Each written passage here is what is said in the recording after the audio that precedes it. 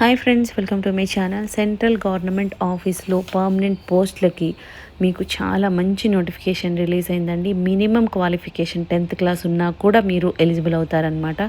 10th certificate ఉన్నా, లేదంటే intermediate 12th standard ఉన్నా, లేదంటే బీటెక్ చేసిన వాళ్ళకి, డిగ్రీ చేసిన వాళ్ళకి అండ్ ఎక్స్పీరియన్స్డ్ ఉన్న వాళ్ళకి కూడా జాబ్స్కి నోటిఫికేషన్ రిలీజ్ చేస్తున్నారు. చాలా మంచి అవకాశం, అన్నీ కూడా పర్మనెంట్ జాబ్స్ అనమాట. సో కంప్లీట్ జాబ్ డీటెయిల్స్ అన్నీ కూడా డైరెక్ట్ సైట్కి వెళ్ళి క్లియర్గా చెక్ చేద్దాం. కాబట్టి వీడియో ఎక్కడ మిస్ కాకుండా లాస్ట్ వరకు చూడండి ఫ్రెండ్స్. దీనికోసం మనం వెళ్ళాల్సిన వెబ్సైట్ ఏంటంటే NASI.org.in. ఈ వెబ్సైట్కి వెళ్తే అఫీషియల్ పోర్టల్ ఈ విధంగా ఓపెన్ అవుతుందండి. ఇక్కడ వాట్స్ న్యూ అని ఉంది కదా, ఇక్కడ స్క్రోల్ అవుతూ ఉన్నాయి చూడండి. Vacancy advertisement for the various posts అని ఉంది. ఇది క్లిక్ చేయండి. ఇది క్లిక్ చేస్తే మనకి ఇలా ఓపెన్ అవుతుందన్నమాట అడ్వర్టైజ్మెంట్. ఇది మనం ఆఫ్లైన్లోనే అప్లై చేసుకోవాలండి. అప్లికేషన్ కూడా నేను చూపిస్తాను ఇందులోనే.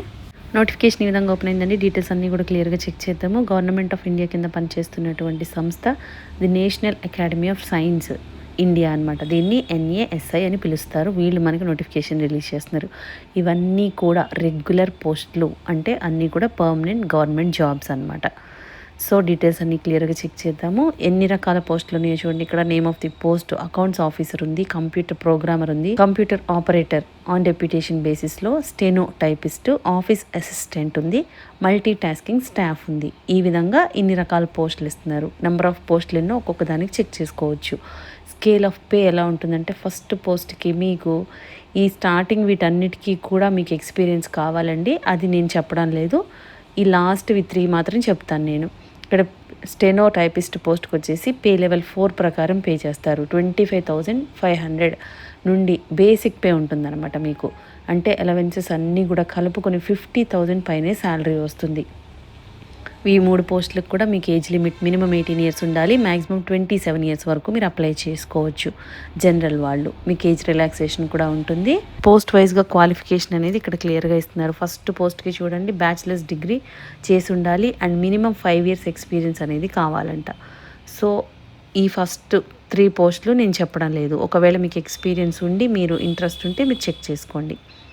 ఇక్కడ చూడండి, స్టెనో టైపిస్ట్ ఉంది కదా, 1 పోస్ట్ ఉంది. దీనికి 12th క్లాస్ పాస్ అయ్యి మీ దగ్గర స్టెనోగ్రఫీ స్కిల్స్ వస్తే చాలు, మీరు అప్లై చేసుకోవచ్చు అనమాట. సో 12th స్టాండర్డ్తో పాటు స్టెనోగ్రఫీ స్కిల్స్ ఉంటే మీరు ఎలిజిబుల్ అవుతారు ఈ పోస్ట్కి.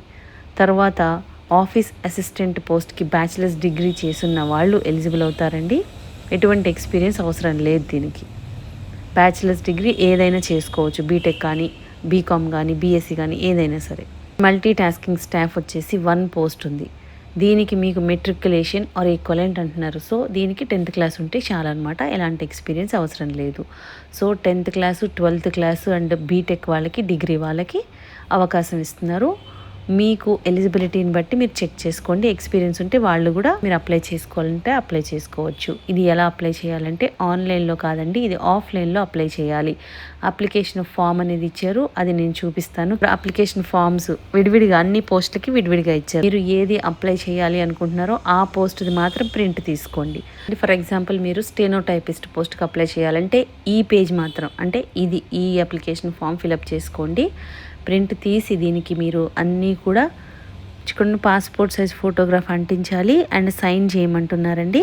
సగం ఫోటో మీద సగం పేపర్ మీద వచ్చేలాగా క్రాస్గా సైన్ చేయాలి ఫోటో అంటించి. తర్వాత ఈ పైన ఈ కాలమ్స్ మీరు ఫిల్ చేయొద్దు, ఆఫీస్ యూజ్ అని ఇచ్చారు.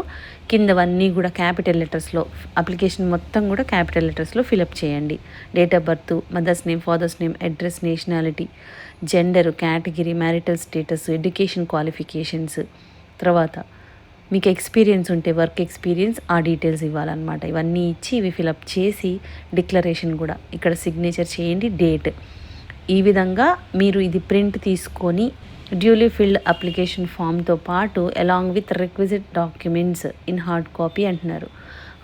అంటే మీవి 10th ఇంటర్ మార్క్ లిస్టులు ఉంటాయి కదా, అవి, కాస్ట్ సర్టిఫికేట్, ఇవన్నీ కూడా డేట్ ఆఫ్ బర్త్ ప్రూఫ్, ఇవన్నీ కూడా ఒక సెట్ దాంతోపాటు పెట్టి మీరు పోస్ట్ ద్వారా పంపించాలి. ఈమెయిల్ ద్వారా కూడా పంపొచ్చు అనమాట. ఇవన్నీ స్కాన్ చేసి application form for the post of అనేది మీరు సబ్జెక్ట్లో మెన్షన్ చేయాలి. కంపల్సరీ ఆ పోస్ట్ నేమ్ రాయాలి ఇక్కడ.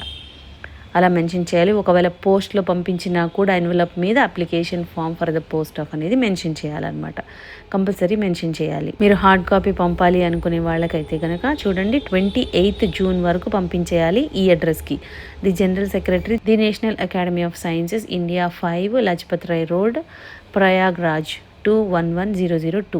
ఈ అడ్రస్కి మీరు 28 జూన్ లోపు పోస్టల్ ద్వారా పంపించాలన్నమాట. సో మీరు మెయిల్ అయినా పెట్టొచ్చు, లేదంటే హార్డ్ కాపీ అయినా పంపొచ్చు. మీకు 2 విధాలుగా అవకాశం ఇస్తున్నారు. ఇవన్నీ కూడా central government and permanent jobs అండి. ఛాన్స్ మిస్ చేసుకోవద్దు. ఇంట్రెస్ట్ ఉన్న వాళ్ళు ఇమ్మీడియట్గా అప్లై చేసేసుకోండి. మినిమం మీకు 10th క్లాస్ అర్హత ఉంది, 12th క్లాస్ వాళ్ళకి ఉంది, అండ్ బీటెక్ వాళ్ళకి ఎక్స్పీరియన్స్ ఉన్న వాళ్ళకి కూడా ఉంది. కాబట్టి ఛాన్స్ అస్సలు మిస్ చేసుకోకుండా ఇమ్మీడియట్గా అప్లై చేసేసుకోండి ఫ్రెండ్స్. మీకు ఈ వీడియోలో ఇన్ఫర్మేషన్ యూస్ఫుల్గా అనిపిస్తే లైక్ చేయండి ఫ్రెండ్స్. ఇంకా లేటెస్ట్ జాబ్ డీటెయిల్స్ కావాలి అంటే సబ్స్క్రైబ్ చేసుకోండి. ఏదైనా డౌట్స్ ఉంటే కామెంట్ చేయండి, లేదంటే డిస్క్రిప్షన్లో మెయిల్ ఐడి మెన్షన్ చేస్తాము, దానికి కూడా మీరు మెయిల్ చేయొచ్చు. థ్యాంక్